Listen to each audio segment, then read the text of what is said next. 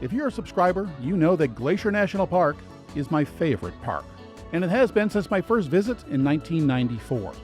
I've made several comprehensive guides on the park, some with millions of views. The Grinnell Glacier Trail is my favorite trail. It has spectacular views, and it gives you the opportunity to walk right up to a glacier. Sometimes I start at the trailhead, and sometimes I've saved a few miles by taking the boat from the Many Glacier Hotel. In 2025, we all have to start from the hotel because the entire Swift Current area is closed for construction. Only people staying at the hotel and those with a reservation for a trail ride, a boat tour, or other official service are allowed to drive past the Many Glacier entrance. The rest of us will all have to buy a $2 reservation for a specific time window for a shuttle bus that will pick you up in a temporary parking area on the Many Glacier Road. I'll tell you how to get one of those reservations a little later. But first, the trail. It has spectacular views, but you have to be in shape to do it. It's just 7.5 miles when you take the boat, and the boat will be available this year, but it's about 14 miles if you start the hike at the hotel. In both cases, you'll climb from about 4,900 feet to a bit more than 6,500 feet. And with undulations, your total elevation gain will reach almost 2,000 feet. Since I've hiked it both ways, I'm going to show you both. I've never hiked it from the hotel, but there is a Swift Current Lake trail that goes around the lake, and part of it includes our trailhead. The park map says that this section of the trail is wheelchair accessible, and it is fairly smooth. And on a hot day, the shade is really nice. It continues in the trees for a few minutes until you reach this bridge, which is a nice spot for a photo. Just a few minutes later, you can see the lake. Then the trail goes along the shore of the lake until we reach our next lake, Lake Josephine. There's a 0.2-mile strip of land between the Swift Current boat dock and the dock on Lake Josephine. This little strip has a bit of upslope, but it's really the only climb on the way to Grinnell Lake. This is Lake Josephine. It's one of my favorite photo ops in the park, especially when the boat is at the dock. In the morning, Mount Gould and the lake is sunlit, and it's very pretty. The trail continues down the right side of the lake with a great view of Mount Gould. There are fewer trees, so it's more open, and the sun, well, it might beat down on you. You'll see plenty of berries in this section, and remember that where there's berries, there will also be bears. Hey, bear. I've done this trail over 20 times, and I've never seen a bear on it. But I do follow bear safety procedures. I make noise. One day on the return leg from Grinnell Glacier, some fellow hikers asked me if I knew that I had just walked right under a bear. Hey, bear. And I said no, I had no idea. Apparently because Hey, I bear. was making noise, and I did not surprise the bear, well, it left me alone. I could have been lucky, or maybe it's because I knew the rules. When you're a bit past halfway to the end of the lake, there's a fork in the trail. The left one goes to the boat dock. The right one goes up to the glacier. A few minutes later, we're high enough to see mist on the water. And we're at the point where the boat people join the trail. And now it's going to get awkward, because now we're going to go back to see how they got here. The tickets tend to go quickly, so it's best to get them online before you even get here. But if there's any left, you can get them here, or in the hotel. This is a tour boat, and they want to give you something for your $40. So it takes an indirect route while a guide talks and answers any questions. As you can see here, way down the valley, that's Swift Current Mountain. You got good eyes, you can see the box on top, that's a fire lookout. Yes. What's the temperature of the water? The temperature is very, very cold water. So At the other end of the lake, we make our 5-minute climb up that glacial moraine to Lake Josephine, and my favorite photo spot. This boat goes directly to the opposite dock. And on one trip, while I was struggling to find the autofocus button on my camera, there was a moose on shore. So it pays to look around. You never know what you're going to see. No matter the season, it can be cold in the morning. That's frost on the gangway. After the hike, when the boat picked us up, the temperature was near 70. Ranger hikes begin with a talk about safety. This is bear country, and it's the bears that have the right of way. We learned that the best way to avoid a bear encounter is to make noise. When a bear hears a human voice, it will likely get out of the way. But if you surprise a bear, it's likely to be unhappy, and you may have to use your bear spray to fend him off. This is a bit of a trail crossroads.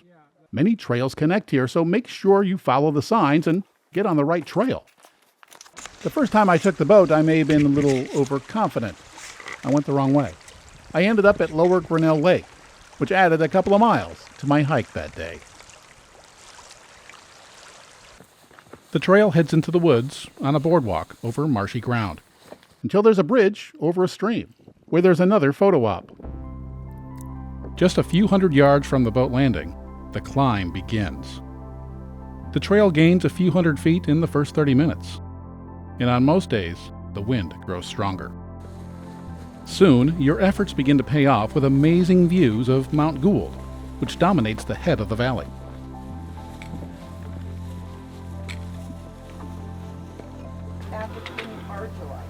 On ranger-led hikes, you'll have plenty of time to rest, as you learn about local geology, wildlife, or any other subject in which the ranger happens to be fluent. This ranger is into geology.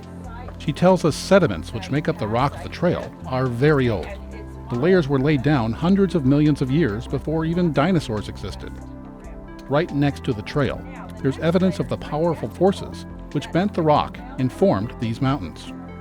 She uses pieces of cloth to show how the layers of rock were bent and twisted by the forces. Look at how that rock is folded. The layers are almost vertical.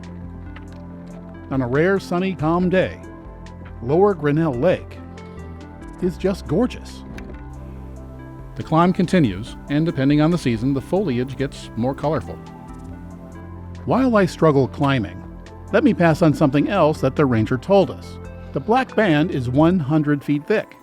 It's an intrusive basalt that's 780 million years old. Back then, believe it or not, the North American plate was much nearer the equator, so it seems that the Earth has always been changing. Parts of the trail are trickier than others. Lower Grinnell Lake looks less gorgeous when it's cloudy and windy. We're walking over ripples that look like something you might see at the beach. And well, that's what they are. They're ripples. But these are even older than the black band. 600 million years older. I'm walking on what was once a tropical beach, and today it's 6,000 feet above sea level, which is more evidence of that constant change. There's a gentle rise over the next mile and a half, bringing Salamander Glacier into view. It's just above our destination. That saddle, it's accessible from the other side of the mountains, via the Highline Trail. If you're interested in knowing how to get there, subscribe to my channel and watch my Highline Trail video to see how I struggled to get to see the glacier from that point of view. There are fewer trees the higher up you go, and the views of the beautiful Lower Grinnell Lake get better and better. The lake gets its vibrant turquoise color from small rock particles that were scraped off by the glacier. There are other trails in this area. In fact, a trail on the opposite side of the valley leads to Piegan Pass. Bears aren't the only mammals on the trail. This little guy will try to get your food, but don't let him. In this section, Lower Grinnell Lake is a constant, beautiful companion. The scale of the scenery, it's hard to capture on camera. Somewhere up there is the trail. In a few minutes, we're beside another cliff face.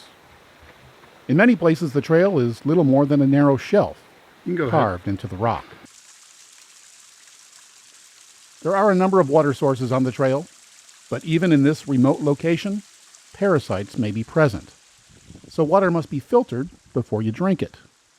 And this source is near one of my favorite viewpoints. And if you time it right, there may even be lupins. The glacier is now only about a mile away. Then it gets steep again. About this point, the trail switches back and actually loses a couple hundred feet. There's a clearing with a gentle slope as you head back up. If this were midsummer, it would be filled with blooming bear grass. And then it gets steep again. It's a single track, wide enough for only a single person to pass at a time. Then there's an outcrop with another amazing view.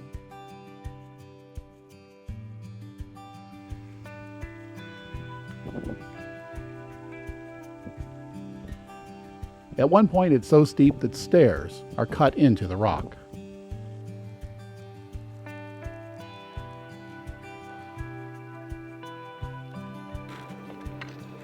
Soon you can hear the waterfall at the end of the valley, and then another incredible view. Depending on your speed and how often you stop for pictures, you've been on the trail for about 2 hours by this point, and you've climbed about 1,200 feet. So yes, you do need to be reasonably fit, or an 8-year-old boy accompanied by his rightfully proud parents.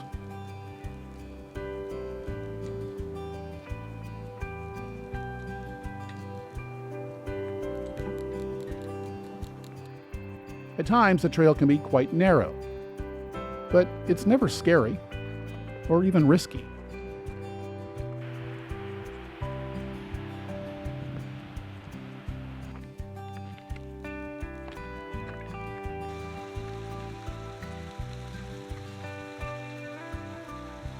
Soon you can hear the waterfall.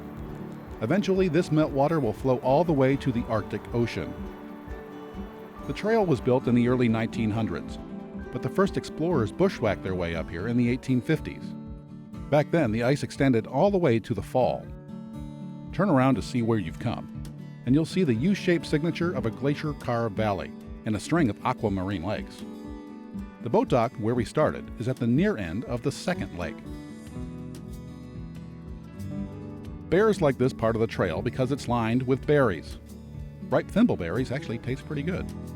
Just before the rest area is the best view of the formation called the Angel's Wing. It looks like half the mountain was sheared off, and it was, by a glacier that once filled this valley. The rest area is a large open area with benches and a pit toilet. It's about 0.3 to 0.4 of a mile from the top of the trail. The hardest part of the hike is still to come. So this is a good place to stop, rest, have lunch, and maybe add a layer of clothing. Bighorn sheep frequently graze in the nearby meadow. This video was shot on a different day. If you're lucky enough to see a bighorn, remember that they are wild and unpredictable. The hike up the moraine to the Grinnell Glacier overlook is steep. It rises almost 400 feet, and for many it's the most strenuous part of the trail. When you're at the top, 4 miles from the boat dock, you may be tired, but the views are well worth the effort.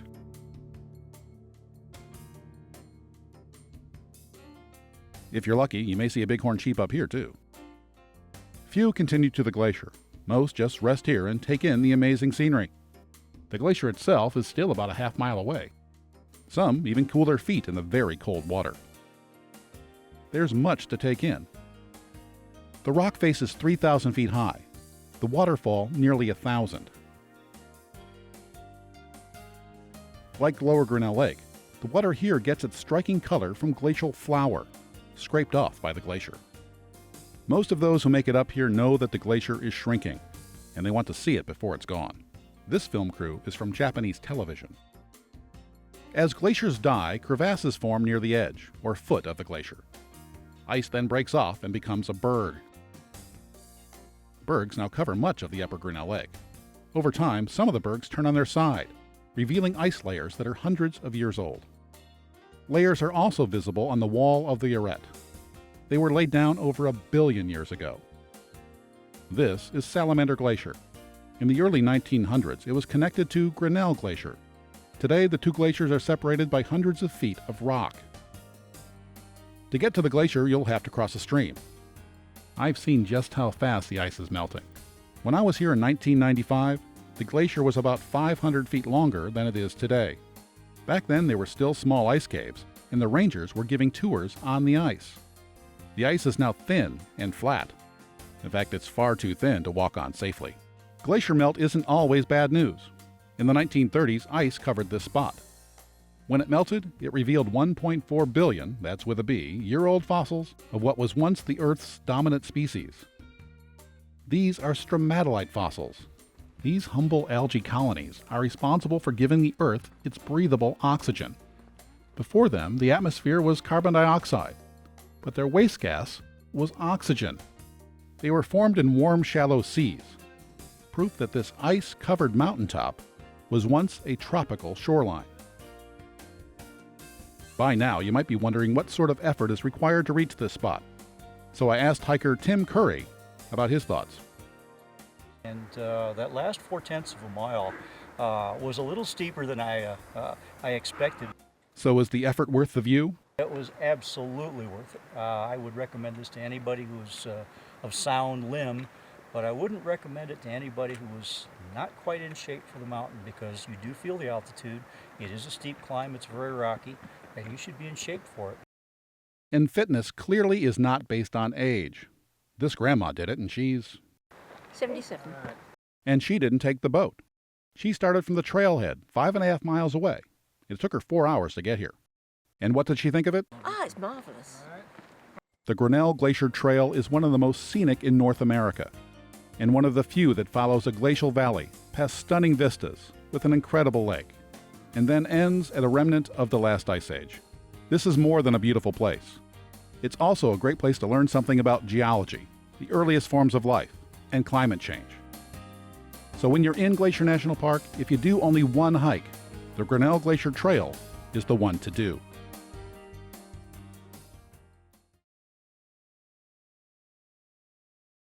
Unless you're staying at the Many Glacier Hotel, have booked a boat ride on Swift Current Lake, or Lake Josephine, or a trail ride, you cannot drive into the Many Glacier Area this year. This is a big change, as it's where most of my favorite trails are. It turns out they're doing extensive construction in the Swift Current Motor Inn area, and its parking lot is closed through all of 2025 through May of 2026. So to hike my favorite trails this year, you will need a timed reservation for a hiker shuttle service. And they've never done this before. They're still working out all the details, so check with the park website for updates. You'll purchase the tickets on the recreation.gov website starting June 24th. And the shuttles will only run from July 1st to September 21st.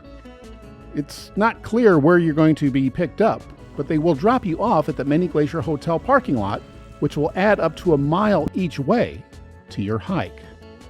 Again, check back to the website for details if you're planning on doing these beautiful hikes in Many Glacier. It's true that visiting Glacier isn't quite as easy as it used to be, but I assure you it's worth it.